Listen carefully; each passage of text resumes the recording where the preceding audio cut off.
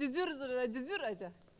Tadi pagi waktu pertama kali bangun tidur, apa yang saudara lakukan? Apa saudara? Buka handphone, tang-ting, balesin Merry Christmas. Betul ya? Betul ya?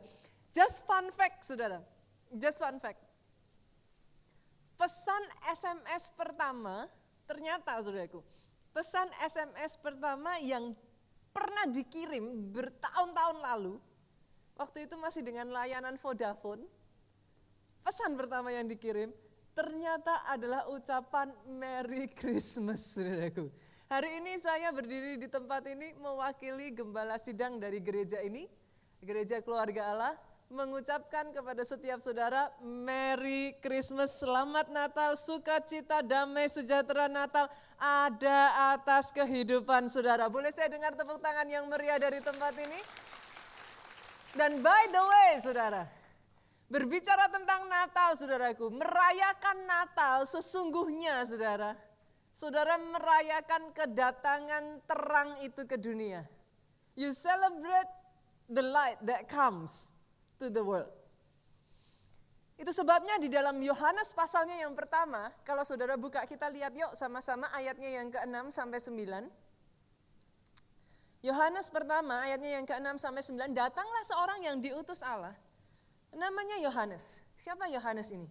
Ia datang sebagai saksi untuk memberi kesaksian tentang terang itu, supaya oleh dia semua orang menjadi percaya. Dia bukan terang itu, tetapi ia harus memberi kesaksian tentang terang itu. Terang yang sesungguhnya, yang menerangi setiap orang sedang datang ke dalam dunia. Sebelum Yesus datang saudaraku, Tuhan mengutus seorang yang bernama Yohanes. Dia bersaksi tentang terang. Alkitab jelas mengatakan, he is not the light. Tapi dia diutus untuk menjadi suara yang berseru-seru di padang gurun, menceritakan tentang terang itu. Supaya barang siapa mendengar suara itu, dia percaya kepada terang itu. Pertanyaannya sekarang, who is the light? If John was not the light, dia bukan terang itu, so who is the light? Kita buka Yohanes pasalnya yang ke-8, ayatnya yang ke-12. Kali ini Yesus sendiri mengatakan saudaraku kepada orang banyak itu katanya, akulah terang dunia. I am the light. Dia sendiri berkata, barang siapa mengikut aku, ia tidak akan berjalan dalam kegelapan, melainkan ia akan mempunyai terang hidup. Saya berdoa di Natal ini saudara tidak kehilangan intisari dari Natal. Ketika saudara merayakan Natal, saudara merayakan terang yang datang atas hidup pribadi, lepas pribadi yang ada di tempat ini. Boleh saya dengar amin yang paling keras dari tempat ini? Itulah esensi dari Natal. Natal bukan tentang dekorasinya, sekalipun saudara jujur, dekorasi Natal itu adalah salah satu yang paling saya senangi. Sekarang mah udah ini ya saudara agak berkurang ya, tapi kalau ketika dulu kita kemana-mana di momen Natal seperti ini, bahkan di Central Park aja saudaraku, di bawah, di mall di bawah kita bisa melihat dekorasi yang begitu menarik. Kalau saudara yang suka traveling, saudara pergi keluar, momen Natal itu adalah momen di mana jalanan itu didekor begitu rupa. Tempat perbelanjaan, tempat public area itu didekor dengan pohon Natal yang membuat kita sampai wah terkagum-kagum sudah. But that is not Christmas. Natal juga bukan bicara kado. Sekalipun beberapa hari yang lalu saudara, keluarga kami merayakan Natal. Kita punya kayak apa sih? Kayak semacam apa sih saudara, budaya merayakan Natal bersama gitu sama anak-anak. Kami sekeluarga kecil bawa apa sih kayak lilin gitu ya saudaraku, kami merayakan Natal kami sendiri. Nah sebelum biasanya kami merayakan Natal, saya udah hias rumah Pak, pohon Natal segala macam pasti ada ya saudaraku ya, dihias apa. Nah Biasanya saya akan taruh di bawah pohon Natal itu Pak kado satu-satu gitu. Kumpul anak-anak, udah nyembah apa segala macam, waktunya kami sharing. Anak-anak saya yang gede udah tahu saudaraku. Nah giliran anak saya yang paling kecil, saya tanya, Jen, what is Christmas to you? Saya tanya, apa arti Natal buat kamu Jen? Saya tanya. Langsung dengan cepat matanya lihat pohon Natal. Turun ke bawah. Dengan senyum cerah saudaraku, dia katakan present katanya. Saya harus jelaskan kepada anak saya ini saudaraku. Tapi that's not Christmas. Yang mengerti aminnya yang paling keras. Buat ibu-ibu, kalau saudara tanya ibu-ibu yang ada di sini, apa arti Natal? Langsung dengan cepat ibu-ibu akan jawab, diskon pastor. Dan that is not Christmas. Sekalipun kalau saudara turun ke mall, cuman saya dengar hari ini tutup jam 7 ya. Tutup jam 7 katanya saudaraku. Kalau saudara turun ke mall, memang saudara lihat sale gitu saudara. But that is not Christmas. Dengar ini saudaraku, intisari dari Natal. Through darkness comes light. Dari kegelapan lahir terang. Dan satu hal yang paling saya suka dari terang. When light comes, darkness disappear. Semua bagian, saya nggak tahu masing-masing kehidupan saudara saat ini. Yang namanya gelap Pak. Ketika saudara berbicara keadaan gelap, you cannot see. Saya nggak tahu apakah ada keadaan-keadaan dalam hidupmu yang membuat you cannot see. Maybe it's your future, you cannot see. Dalam kegelapan, yang ada itu kebingungan saudara, confusion. Semuanya jadi serba nggak jelas. Mungkin dalam keluargamu, there is confusion. Saudara merasa kebingungan di dalam usahamu, langkah yang harus kau ambil. Doa saya hari ini saudaraku di momen Natal ini, ketika terang itu datang atas kehidupanmu, segala kegelapan, ketidakpastian, semua yang tadinya gelap, semua yang tadinya saudara tidak bisa lihat, ketika terang itu masuk dalam kehidupan saudara, yang gelap dijadikan terang. Oh aminnya yang paling keras dari tempat ini. Kalau mau tepuk tangan keluarga Allah, tepuk tangannya lebih dahsyat lagi buat Yesus Tuhan kita. Dan hari ini saya akan mengajak saudara melihat, pada saat terang itu datang Bu, apa sih dampak terang itu di zaman itu? Apa yang dilakukan terang itu pada saat dia datang? Yang pertama saudaraku, ketika terang itu datang, jiwa yang terluka mendapat sukacita besar. Orang-orang yang pertama jumpa dengan Yesus, bayi Yesus lebih tepatnya pada saat itu, adalah para gembala. Dan siapa para gembala itu Bu? Para gembala ini sesungguhnya saudara kalau di zaman itu mereka melambangkan orang-orang yang berasal dari, maaf saudaraku, dianggap pada saat itu sebagai pekerjaan yang rendah. Gembala ini berbicara tentang, apa ya saudara? Orang-orang yang sudah terbiasa dianggap sebelah mata ya Bu. Ketika orang lewat saudaraku, mereka tidak pernah mengharapkan mereka akan diperhatikan. Mereka sudah terbiasa diperlakukan tidak adil, saudara. Saya tidak sedang berbicara hanya sekedar status, saudara. Tapi adakah orang-orang di tempat ini mungkin saat ini saudara merasa that's your life. Engkau dipandang sebelah mata. Para gembala ini saudaraku berbicara tentang satu jiwa yang jujur saudara, capek. Mereka kerja dari hari satu hari untuk makan satu hari. Every single day selalu ada yang mereka khawatirkan.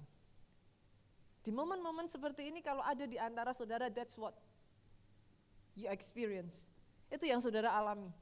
Every single day, gak pernah berhenti-berhentinya, selalu ada yang dikhawatirkan. Dari hari lepas hari ada lagi hal baru untuk dikhawatirkan. Tapi dengar saudaraku, di momen Natal itu, Di momen kelahiran juru selamat terang itu, saudara. Saudara kebayang dong yang namanya di Israel, itu kalau gelap-gelapnya itu gelap darkness, total darkness, saudara. Itu bukan hanya sekedar gelap, it's total darkness. Dan maaf saudaraku, di Israel itu Pak, kondisinya dingin. Kalau malam hari dingin. Saudara yang sudah pernah ke sana, saudara tahu siangnya siang panas, malamnya malam dingin, saudara. Karena mereka daerah-daerah padang gurun seperti itu. Ketika para gembala itu datang, mereka berjumpa dengan sang terang. Malam hari itu saudaraku, di langit mereka bisa melihat gegap gempita, sorak-sorai dari para malaikat. Maybe that's the first time mereka mengalami such an experience yang membuat mereka pulang dari jumpa juru selamat. Hati mereka bersuka cita.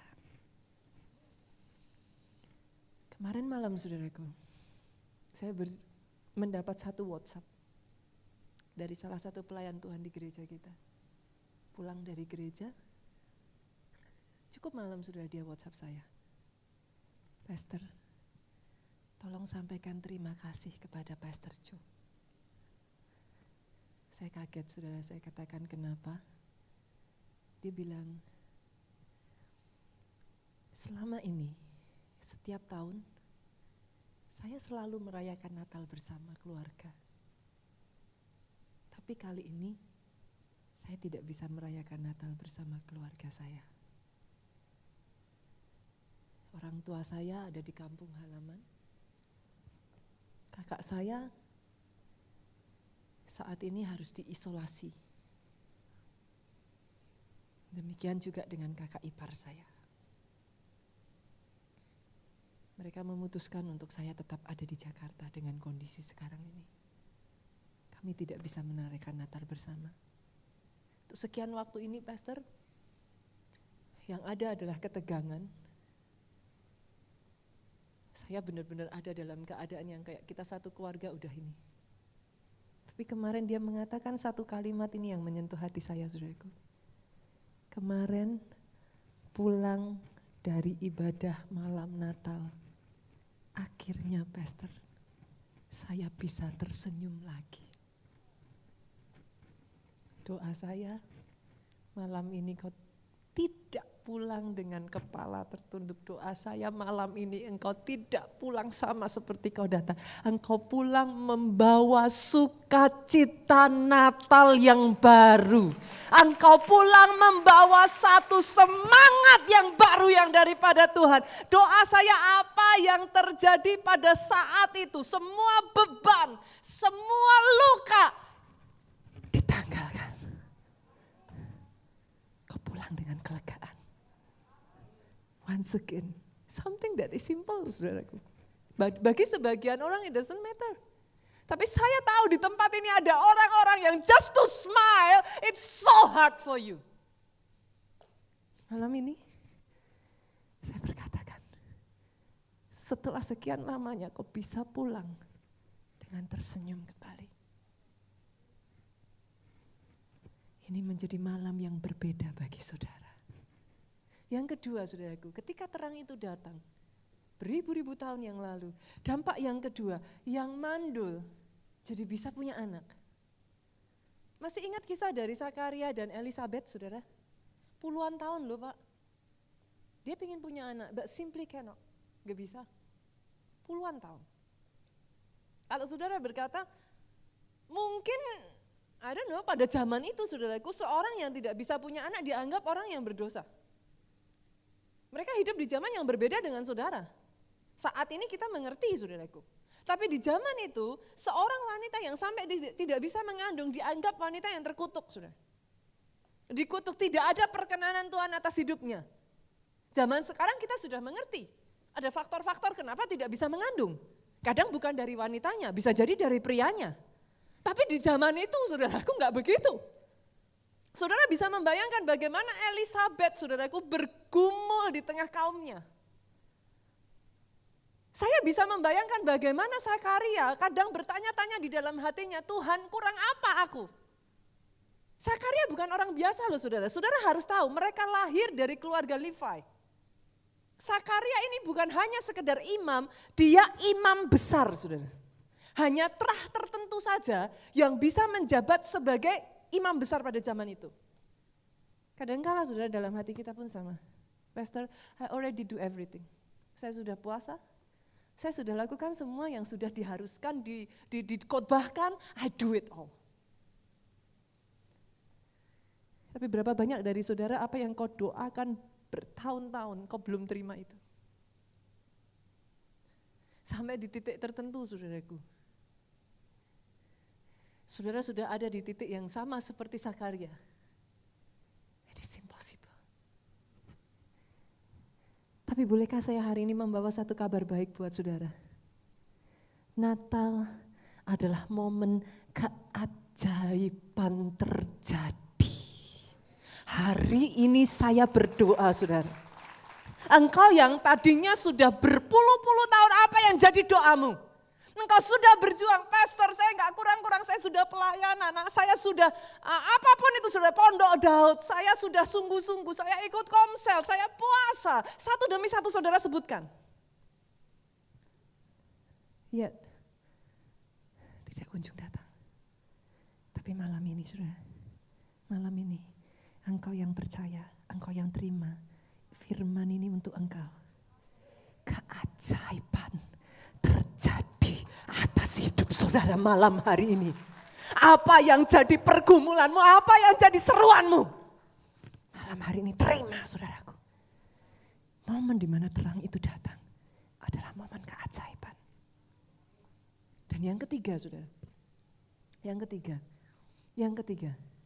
Dampak dari ketika terang itu datang, saudara. Orang yang tadinya biasa, bukan siapa-siapa, bisa memiliki kehidupan yang luar biasa. Ini kisahnya Maria.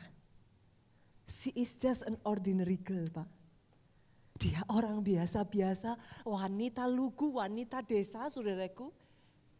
Dalam sekejap, hidupnya berubah sejak juru selamat lahir. Saudara. Dia menjadi ibu sang juru selamat. Ada di tempat ini yang saudara merasa hidupmu kau orang biasa-biasa? Kau bukan siapa-siapa. Pastor, saya hanya mengerjakan pekerjaan yang biasa-biasa. Bahkan izinkan saya katakan ini, kalau ada di tempat ini hamba-hamba Tuhan yang mendengar pesan firman Tuhan ini, sebagian dari hamba Tuhan, saya tahu saudaraku, saya tahu perjuangan sebagai seorang hamba Tuhan. Dan saya tahu ada orang-orang di luar sana yang saudara hampir menyerah, apalagi dalam kondisi pandemi seperti ini.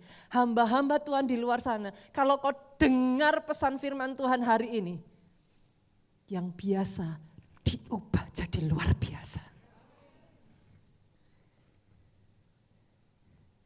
Bahkan sebagian dari saudara kalau selama ini kau capek, dari dulu hidup biasa-biasa, pelayanan biasa-biasa, semua serba biasa-biasa. Enggak ada orang yang melihat saudara, enggak ada orang yang notice apa yang saudara lakukan. Sekalipun saudara sudah bekerja keras, yang lain mungkin sudah pulang, saudara bekerja terus sampai malam, tapi tidak ada yang notice. Dengar hari ini saudaraku. Terang itu akan membongkar, membuka segala sesuatunya. Kalau engkau emas, dengar ini, kalau engkau emas, orang boleh enggak lihat. Emas tetap emas, dia akan bersinar tepat pada waktunya. Terang itu, spotlight itu akan terbit atas hidup saudara. Dia akan menyinari saudara. Yang tidak dilihat manusia, yang tidak diketahui oleh manusia, tepat pada waktunya Tuhan. Kalau dia mengangkat, siapa orang yang bisa menurunkan saudaraku? Dengar ini, terjadi atas hidup saudara. Oh, kalau mau tepuk tangan yang dahsyat buat Yesus Tuhan gitu. Ini yang saya lihat terjadi pada orang-orang yang dalam hidupnya terang itu datang. Pak Obaja saudaraku hanya seorang yang biasa. Saudara yang mungkin pernah dengar kisah dari Pak Obaja. Dia hanya seorang anak muda minder saudara, seriously.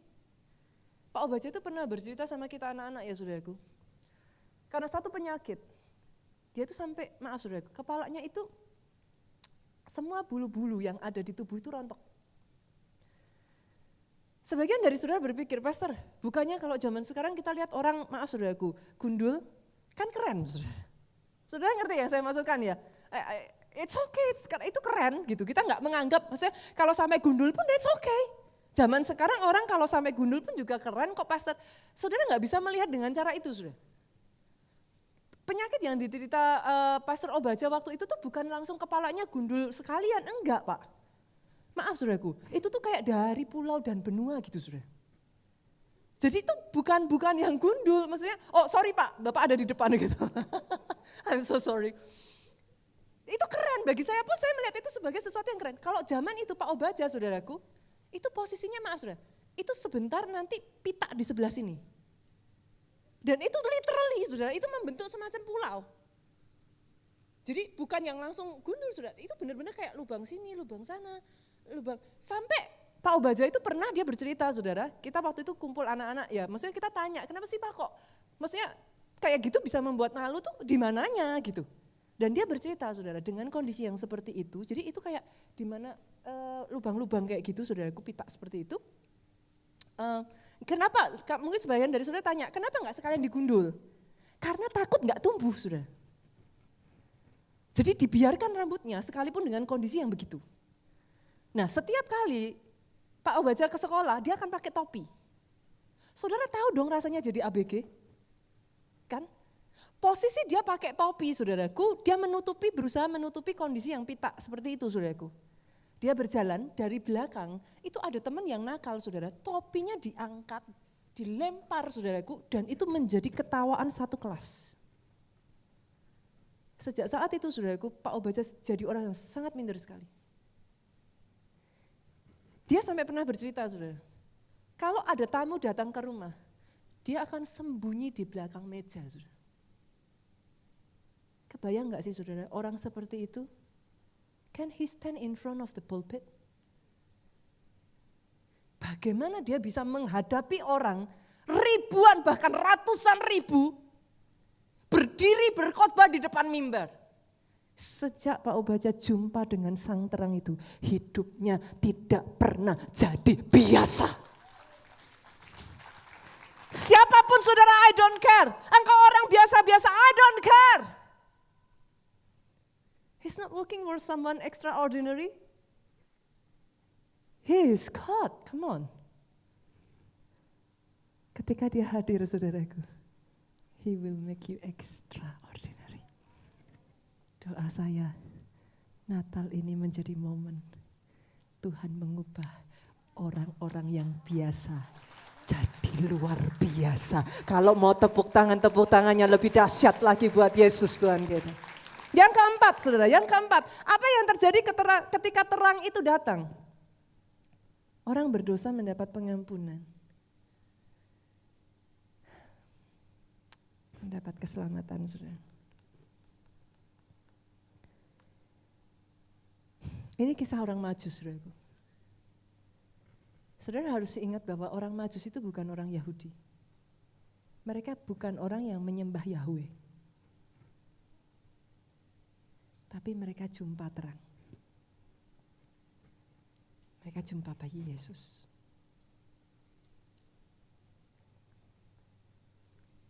Beberapa waktu yang lalu saya mengkhotbahkan hal ini saudara. Momen Natal adalah momen di mana sesungguhnya saudara, dia memulihkan hubungan yang retak dari manusia dengan Bapa. Yesus datang supaya dia bisa memeluk engkau kembali. That is Christmas. Saya nggak tahu kenapa saudaraku, tapi ini satu pesan yang terus terngiang-ngiang sejak saya mempersiapkan khotbah. Dan terus pesan ini pesan yang terngiang-ngiang saudaraku. He is looking for you. Semua orang Kristen yang mendengar pesan ini, please, He is looking for you. Dia mencari saudara.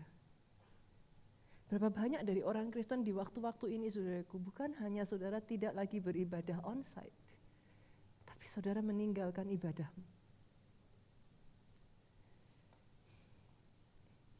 You lose the passion. You lose it. Hari ini, bolehkah saya katakan ini? Kalau kau sudah merasa jauh dari Tuhan, ini adalah momen terbaik. Momen di mana pengampunan itu diberikan, anugerah itu diberikan. Terima anugerah itu saudaraku, tangkap anugerah itu. Hari ini dimanapun engkau berada, saya tahu ada orang-orang yang memberikan kesaksian-kesaksian kepada saya. Bahkan di tengah mereka ada di kos, they do not search nothing saudaraku. Di tengah mereka akan tidur, handphone mereka bisa terbuka. Ketika terbuka dipencet saudara, muncul khotbah gereja kita. Jadi dimanapun saudara saat ini, dengan cara yang tidak akan saudara mengerti, He is searching for you. Dia cari saudara. Dia cari saudara. Dia cari waktu-waktu untuk ada bersama dengan saudara. Pertanyaannya sekarang, Pastor, bagaimana saya bisa menerima terang itu masuk dalam hidup saya? Buka Wahyu pasalnya yang ketiga, ayatnya yang ke-20. Kita lihat saudaraku. Saya bacakan buat saudara, lihat. Ayat ini dimulai dengan kata-kata simple, look, behold. Apa yang dilihat saudara? Apa yang kita lihat? Kenapa ayat ini seolah-olah tuh kayak semuanya sedang sibuk, semuanya sedang ini. Ayat ini ngomong, lihat. Behold. Ayat ini seolah-olah mengatakan, pay attention. Look. Apa yang dilihat saudara? Aku berdiri di muka pintu dan mengetok.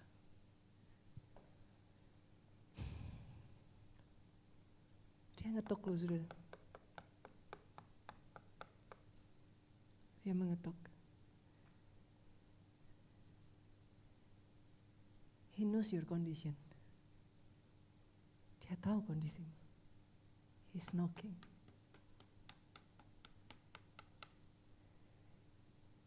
Tapi kadangkala saudara, you are too busy with a lot of things. Berapa banyak dari saudara yang tahu Tuhanmu bukan seperti pencuri yang datang memaksa? No, it's not like that. Itu sebabnya ayat ini mengatakan apa? Jika ada orang yang mendengar suaraku dan membukakan pintu, aku akan masuk. Tapi berapa banyak saudaraku, you are too busy with a lot of things. Hari-hari ini saudara, satu pesan yang mengena di hati saya. Saya semakin menyadari, kenapa Yesus sampai ngomong sama Marta waktu itu. Marta satu kali saudaraku, been too busy. Dia capek, dia tired. Dia lakukan semuanya, dia merasa dia lakukan semuanya untuk Yesus. Dia capek.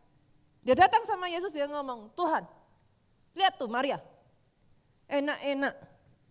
Saya sibuk seperti ini, kenapa Maria enak-enak? Tahukah saudara jawaban Yesus? Yesus bukan ngomong sama Maria, Maria, sana bantuin si Marta. No. Yesus ngomong sama Maria, sama Marta. Maria sudah memilih bagian yang terbaik yang tidak akan diambil darinya. Why, saudara? Saya semakin mengerti, saudara. Kadang-kala dengan semua kesibukan ya, saudara. Saudara mengejar, saudara melakukan ini itu. Saudara busy like trying to do the best you can. Hari-hari ini saudaraku, saya sempat mengalami waktu-waktu ini. I feel like so busy. Ada satu hari saudaraku di mana saya berbaring di ranjang saudaraku dan saya ngomong, Tuhan, I'm tired. Tuhan mengingatkan saya kata-kata Tuhan kepada Maria. Dia sudah memilih yang terbaik. Kenapa saudara? Ketika Maria memilih untuk duduk di kaki Tuhan, suaranya terdengar lebih jelas. Ada banyak di antara saudara, saudara bingung, saudara pasti saudara capek, don't know what to do. Kenapa saudara? Kau tidak bisa dengar suaranya. Doa saya, undang penasehat ajaib itu masuk dalam hatimu. Dia disebut penasehat ajaib bukan tanpa sebab, Pak. Karena satu kata dari dia, ajaib. Di manakah dia dalam hatimu? Bukan hanya penasehat ajaib, Pak. Allah yang perkasa, Bapa yang kekal. Saudara boleh kehilangan Bapak di dunia ini, tapi dengar ini saudaraku. Dia Bapak yang kekal, sampai seterusnya engkau anak bagi dia. Dan seorang Bapak tidak meninggalkan anaknya. Tidak menelantarkan anaknya. Dia ada untuk saudara. What you need to do is simple. Pastor, kenapa sampai sekarang hidup saya masih gelap, sederhana saudaraku? Do you open your heart? Pastor, saya buka hati. Tahukah saudara pernah nggak ngalami situasi seperti ini? Kayak saudara sudah di sini tuh sudah punya pikiran, orang ngajak saudara diskusi, ngomong. Entah kenapa, orangnya ngomong A, nanti yang saudara pikirkan di sini apa, yang saudara lakukan tetap seperti pikiran saudara. Pernah nggak saudara ngalamin itu? Padahal jelas-jelas orang ini ngomong lain. Tapi karena di sini sudah ada. Yang saudara lakukan bukan yang diperkatakan orang ini, tapi yang di sini. Kadangkala seperti itu loh saudara. Saudara bilang, I open my heart. Are you sure? Karena untuk membuka hati, you need to empty it. Kosongkan. Ketika saudara kosongkan, apapun yang dia katakan, do it. Banyak dari kita minta nasihat dari dia kasih nasihat saudara olah di sini saudara, dan nasihat dia gagal. Itu sebabnya dia katakan hari ini buka hatimu lebar-lebar. Karena sang terang itu begitu dia masuk, kondisimu yang gelap jadi terang saudaraku. Oh kalau mau amin keluarga Allah, come on. Satu hal yang paling saya sukai dari gereja ini, tepuk tangannya, sorakannya, aminnya selalu yang paling meriah saudaraku. Hari ini saya ingin mengajak saudara, bagian yang terakhir ini saudaraku. Belajar dari tokoh-tokoh di seputar kelahiran Yesus, bagaimana mereka merespon terhadap terang itu. Ketika terang itu datang, bagaimana respon mereka? Kita lihat, yang pertama kita belajar dari Maria saudara. Kita buka Lukas pasalnya yang pertama, ayatnya yang ke-38, bagian A. Kita belajar dari Maria. Kata Maria, sesungguhnya aku ini hamba Tuhan, jadilah padaku menurut perkataanmu ini. Maria memilih untuk percaya. Maria memilih untuk menerima dengan iman. Jujur saudara, jujur. Ini semua yang di sini ibu-ibu ataupun wanita, saya tanya. Kalau tiba-tiba, sekalipun ini bukan hamba Tuhan ya saudara, ini malaikat. Ada malaikat datang nih. Saudara gak punya suami, saudara single. Ngomong sama saudara, hari ini Roh Kudus turun ke atas kamu. Kamu akan melahirkan. Kira-kira jujur saudara, apa yang ada di benak saudara? Jujur loh saudara. Saudara baca Maria enak. Lah pertanyaan saya, kalau itu terjadi. Hebatnya Maria saudaraku. Tahukah saudara dari seluruh Alkitab, ada satu ayat emas buat saya. Saya pernah ditanya satu orang, Pastor Nita apa ayat emasnya Pastor Nita? Saya langsung jawab cepat. Lukas 1:37-38. Kenapa saudara? Ayat ini memampukan Maria untuk berkata, sebab bagi Tuhan tidak ada yang mustahil. It took me so long untuk memahami itu. Ketika saya pergi ke Nigeria, ayat ini menjadi lebih nyata buat saya. Pastor, maksudnya gimana? Saya percaya kok bagi Tuhan gak ada yang mustahil. Berapa banyak dari saudara sama seperti saya? Kita percaya bagi Tuhan gak ada yang mustahil. Tapi kita ngomong gini, kalau kita mau ini terjadi, mesti ini dulu, baru ini. Saudara mengerti maksud saya? I used to see it this way, saudara. Ini kita bicara dunia gereja ya. I used to see it this way. Untuk jadi 1 juta, ya harus 10.000 dulu, 100.000, 500.000, 1 juta. Satu ketika Tuhan ngomong sama saya, kalau dari 10.000 langsung 1 juta. Saudara mengerti yang saya maksudkan? Kayaknya nggak mungkin. Maria, saudara, dengar ini. Apa yang so spesial dengan Maria? She choose to believe. She choose to believe. Dan dengar ini, saudara. Orang yang saya kenal, yang mengalami mujizat adalah orang-orang yang choose to believe. Gak mungkin, tapi percaya. Simple faith yang seperti ini, saya doakan ada atas hidupmu. Ada atas hidupmu. Gak mungkin, mustahil, tapi come on, we are human, He is God. Dia yang Tuhan. I challenge you, saudara. I dare you. Saya tantang saudara untuk belajar berkata seperti Maria, aku ini hambamu. Out of nowhere, saudaraku, Maria bisa memilih menjadi Sakaria. Karena Sakaria sama-sama terima janji loh, saudara. Dia minta sendiri loh, Pak. Minta pengen punya anak. Kan malaikat datang, jeng-jeng. Sakaria, kamu akan dapat anak. Apa jawaban Sakaria? Mana mungkin. Bisu, saudaraku. Doa saya, saudara, seperti Maria. Sebenarnya, saudara, untuk Sakaria Elisabeth punya anak, lebih mustahil mana? Sakaria Elisabeth yang sudah tua, tapi suami istri. Masih suami istri, punya anak. Lebih mustahil mana? Maria sendiri, gak ada suaminya, punya anak. Mana lebih mustahil? Maria.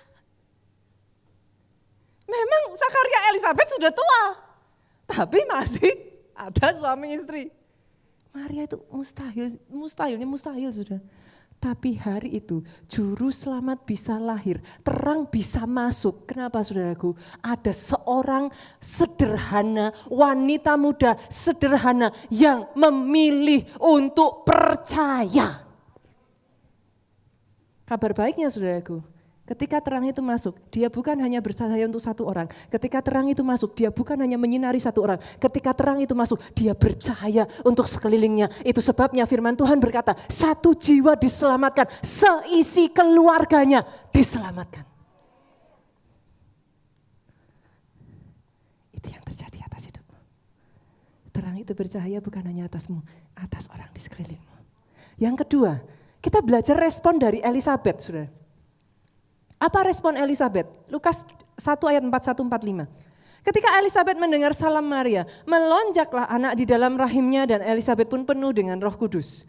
Berseru dengan suara nyaring, diberkati engkau di antara semua perempuan, diberkati buah rahimmu. 43, siapa aku ini? Sampai ibu Tuhanku datang mengunjungi aku. 44, saudara, lihat ini. Sebab sesungguhnya ketika salammu sampai ke telingaku, anak di rahimku melonjak kegirangan. Elisabeth menerima janji, menerima terang itu dengan bersukacita. Tahukah, saudara, ini simple fact ya, saudara. Simple fact. Sukacita adalah an act of faith. Orang yang sudah tahu dalam hidupnya terima janji, dia gak begini lagi. Masih ingat kisah Hana, saudara? Dia dijanjikan oleh Imam Eli, tahun depan di waktu yang sama kamu akan menggendong seorang anak. Apa yang dilakukan Hana? Dia berurap, dia pulang. Rejoice. Kenapa saudara? Mazmur 37 ayat 4. Saudara buka, oh ini kata-kata yang penting. Mazmur 37 ayat 4. Bergembiralah karena Tuhan, maka Dia akan memberikan yang diinginkan hatimu. Sukacita adalah an act of faith. Belum terima, masalahnya masih ada. Tapi bersukacita. Dan yang ketiga saudara, saya lanjutkan lagi. Ini lanjutan berikutnya. Kalau sukacita adalah an act of faith, kita lihat. Yang ketiga kita belajar dari para gembala saudara. Lukas 2 ayatnya yang ke-20. Kembalilah gembala-gembala itu sambil memuji dan memuliakan Allah. Dengar ini baik-baik saudara. Catat ini baik-baik. Ketika semua yang sudah engkau usahakan doesn't work. Dengar ini saudara. Bahkan doa pun seolah-olah tidak berguna. Dengar ini. Pujian, penyembahan kepada Tuhan always works.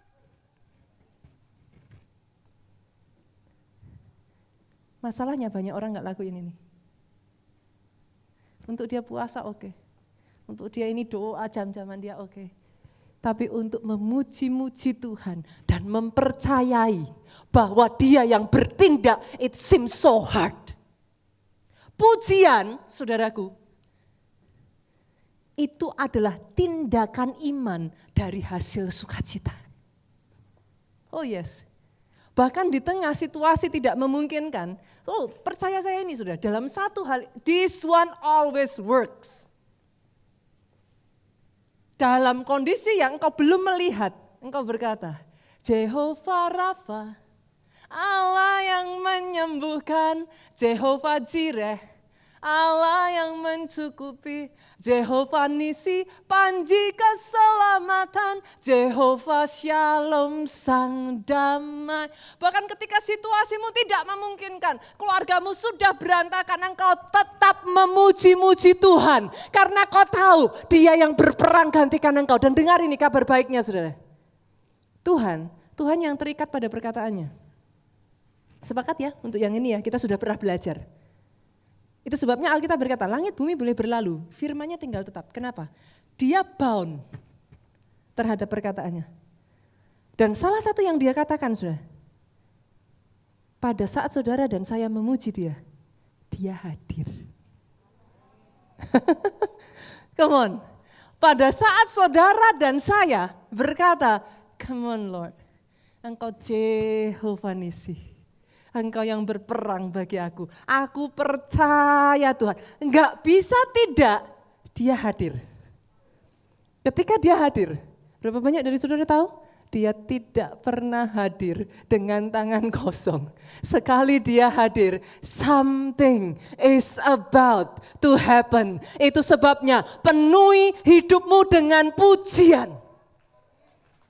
Oh kalau mau tepuk tangannya lebih dahsyat. Di waktu seperti ini, di waktu di mana kau paling butuh pertolongan Tuhan, adalah waktu yang paling salah kalau kau bersungut-sungut. Saya ulang ya saudara, justru di waktu paling hancur hidupmu, di waktu paling kau butuh pertolongan, itu paling waktu terbaik engkau memuji Tuhan. Saat semuanya tidak bekerja, this one works. Yang terakhir yang keempat. Saya akan tutup dengan ini. Belajar dari siapa saudara yang keempat? Belajar dari respon orang Majus saudara. Kita lihat Matius 2 ayat 11. Maka masuklah mereka ke dalam rumah itu, melihat anak itu bersama Maria, ibunya, lalu sujud menyembah Dia. Mereka pun membuka tempat harta benda, mempersembahkan persembahan kepadanya, yaitu emas, kemenyan dan mur. Ada satu kebenaran ini yang gak banyak orang tahu. Setiap kali hamba Tuhan menyampaikan hal ini, pasti diprotes. Karena pemikiran orang selalu, ini hamba Tuhannya nih, punya niat tersembunyi nih, dan lain sebagainya. Tapi percayakah saudara, Orang-orang yang saudara baca semua di dalam Alkitab, ketika mereka datang dengan persembahan. Jangan salah paham terhadap perkataan saya ini ya saudara, nanti saya akan jelaskan. Ketika mereka datang dengan mempersembahkan, yang namanya persembahan, it doesn't always talk about money. Yang namanya persembahan itu sesuatu yang mengena saudara. Saya pernah menyelidiki satu hal tentang korban ukupan burnt offering, saudara, korban bakaran. Tahukah saudara, banyak orang tidak menyadari satu hal ini. Di dalam korban bakaran, saudaraku, yang harus saudara tahu, mereka tidak boleh hanya mempersembahkan binatang sembarangan. Enggak seperti kondisi sekarang, saudara. Di zaman itu, saudara baca peraturannya, maka saudara akan menemukan binatang yang harus dibawa adalah binatang peliharaan. Berapa banyak di sini yang suka anjing? Yang hobi pelihara anjing? Oke. Ada Pak Jeffrey di sini. Pak, saya tanya Pak. Di zaman itu, kalau kita buat dosa, selalu kita harus kasih burnt offering. Itu cara mereka diampuni. Pak, sebutuh-butuhnya pengampunan, tega nggak sih Pak bawa anjing sendiri? Dan saudara harus mengerti loh saudaraku, pada saat itu, orang yang membawa persembahan itu yang harus slit the throat of the animal. Kebayang nggak saudara lakukan itu kepada binatang peliharaan saudara sendiri? Slit the throat of the animal, dan setelah itu orang ini harus memotong-motong bagian dari binatang ini untuk dipersembahkan. It hurts that much. Ada banyak orang tidak mengerti dan menyadari ini. Itu sebabnya pada saat Yesus datang, orang-orang berjualan, Yesus marah. Dia marah, saudara. Tidak begitu caranya. Ada peraturannya. It has to be from apa yang milik. Saudara mengerti maksud saya? It has to be milik. Something so dear. Tapi ketika itu dilakukan, sesuatu pasti terjadi. Almost always. Saudara mau saya kasih bukti? Masih ingat ketika Abraham mempersembahkan Ishak? Itu titik turn around, janji Tuhan atas Abraham digenapi. Saudara masih ingat ketika Daud setiap berjalan sekian langkah sembelih. Jalan sekian langkah sembelih waktu dia mau bawa tabut perjanjian. Ketika Daud lakukan itu, boom, yang tadinya bawa tabut gagal, berhasil. Saudara mengerti maksud saya? Yang penting itu ini loh saudara. Ini. Bukan ini. Saudara harus dapat poinnya dulu. Orang Kristen yang enggak dapat poinnya akan sensitif di titik ini. Tapi kalau saudara mengerti poinnya, it must be something that belong. When it is taken from you, it hurts. Masih ingat Salomo? Pada saat dia meresmikan bait kudus saudara. Baca ayatnya. Apakah saya membuat-buat? Baca ayatnya. Salomo memberikan persembahan yang begitu rupa. Saat itu, boom, Shekinah glory. Dengar ini saudaraku. Di momen Natal ini, ada satu persembahan yang tidak bisa mengalahkan persembahan yang lain.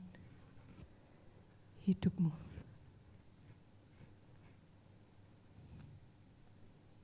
Ada banyak orang berkata kepada saya, Pastor, I can do whatever I like because this is my life. Siapa yang bilang? Debu dan tanah waktu diambil, nobody. Gak apa-apa, sampai Tuhan hembuskan nafas. Nafasmu ada yang punya. Yang sepakat katakan amin. Nafas ini saudara, ada yang punya. You cannot do whatever you like with your life. Because it doesn't even belong to you. Hari ini di momen Natal ini saya berdoa saudaraku. Sekali lagi, pemain musik boleh maju ke depan. Ini pesan yang terus again and again sudah mengganggu hati saya. Saya merasakan di waktu-waktu ini ya sudah, Tuhan tuh seperti manggilin anak-anaknya lagi. pandemi, semua masalah yang terjadi ini bukan untuk menjauhkan saudara dengan Tuhan. Social distancing-nya sama manusia aja, saudara. Jangan social distancing sama Tuhan. Capek loh, saudaraku. Orang Kristen juga sama. Terlalu all out gitu ya, saudaraku ya. Sampai-sampai sama Tuhan juga jadi social distancing. No, itu bukan yang Tuhan mau. Izinkan saya katakan ini, kalau saudara dengar pesan ini, He is looking for you. He miss you so much. The reason Christmas ada, saudaraku, because He wants to once again hug you. Sejak Adam dan Hawa, dia sudah kehilangan saudara. Rencana sudah dibuat, saudaraku. Sampai begitu rupa loh, saudara, dia berikan anaknya yang tunggal. Why? Siapa tahu kita ini, saudara? We're just dust. Tapi segitunya loh dia sama saudara. Doa saya malam ini, saudara bisa menangkap pesan Natal ini. Bagaimana responmu kepada terang itu? Yang pertama, saudaraku, responi dengan iman, responi dengan percaya, responi dengan pilihan saudara untuk tetap percaya. Tapi yang kedua, setelah itu an act of faith, joy. Yang ketiga, saudaraku, pujian. Pujian, no matter what. Yang keempat, saudara, persembahan harus dibawa. Oh yes. Apa yang paling berharga buat saudara? Setiap orang berbeda. Dalam kasus Abraham, itu anaknya. Tuhan tahu. Tapi ketika Abraham mempersembahkan Ishak, boom. Apa yang paling berharga buat engkau? Sebagian saudara, secret dosa yang kau simpen, itu kau pegang, hold so dear, kau gak mau lepas. Sebagian dari saudara, ada hal-hal yang, bahkan ada saudaraku di antara saudara itu yang memegang, menghargai begitu rupa, apa? Sakit hatimu. Kau gak mau lepas, kau sampai katakan, sampai mati juga gak akan diampuni. Kau pegang begitu rupa. Hari ini saudaraku, dia cari persembahan itu. Hidup yang dipersembahkan, kudus dan berkenan di hadapannya. Bangkit berdiri jemaat Tuhan. Yesus Tuhan. Saat ku tak melihat jalanku, saat ku tak mengerti rencanamu. Come on, saudaraku, hold on to His promise. Pegang terus janjinya.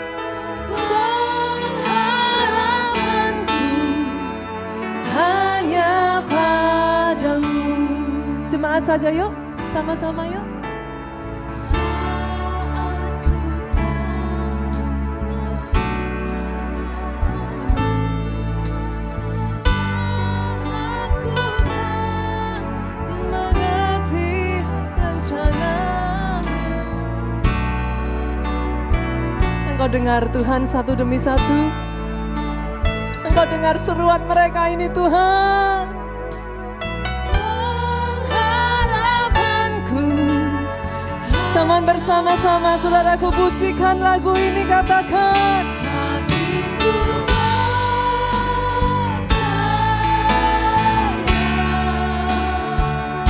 Hatiku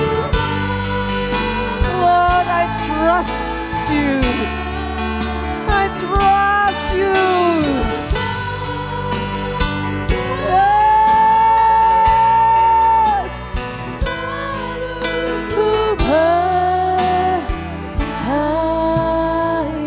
Saya perkatakan atas kehidupanmu saudaraku, sejak dari hari ini sesuatu terjadi. Amin. Yang tadinya sudah suam-suam kuku, rohnya kembali dibakar, dikobarkan kembali. Yang tadinya sudah jauh dari Tuhan, yang tadinya sudah tidak merasa perlu Tuhan lagi.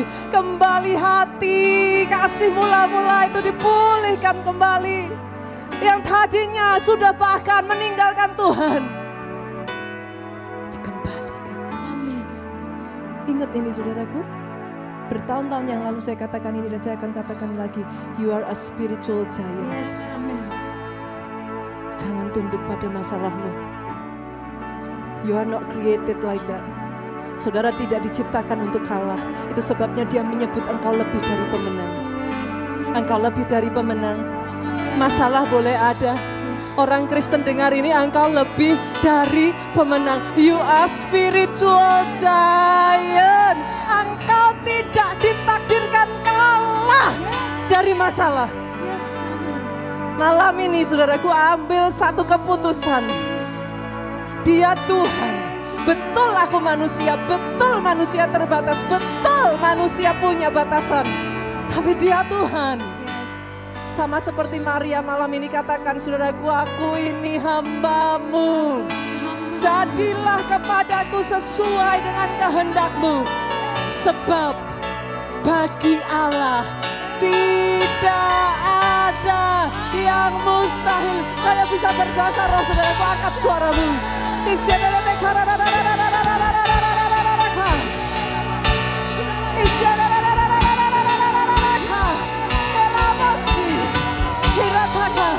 Bangun rohmu saudaraku, bangun kembali rohmu.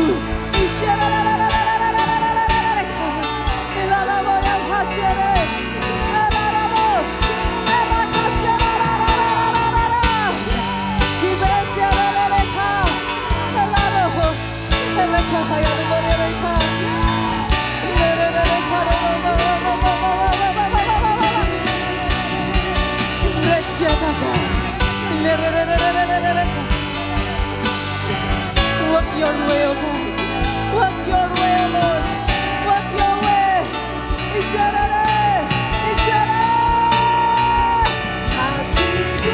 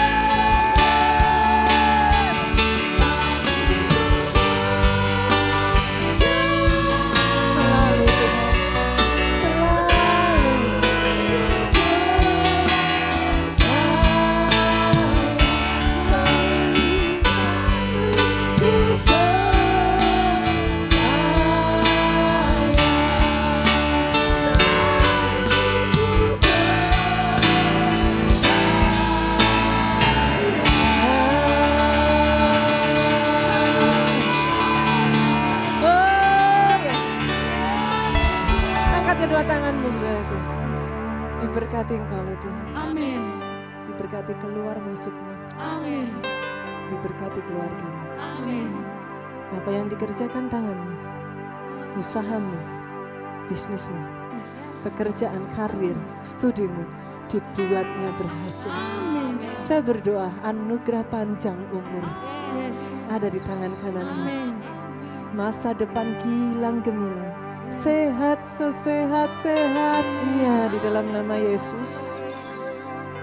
Diberkati kesaksianmu, diberkati pemberitaan Injil dan pelayananmu.